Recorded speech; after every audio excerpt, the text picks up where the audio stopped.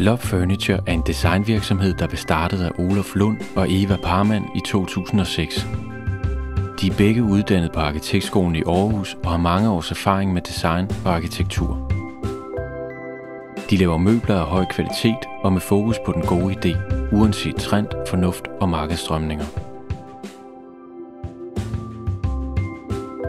Love Furniture holder til i naturskønne omgivelser ved Norup Savværk i Tommerup på Fyn.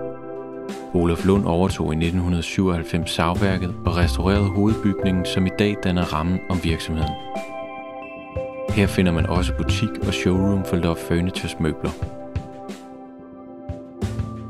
De to designere har med deres kreative og legende stil formået at skabe spændende nyt design, som samtidig rammer en klassisk linje.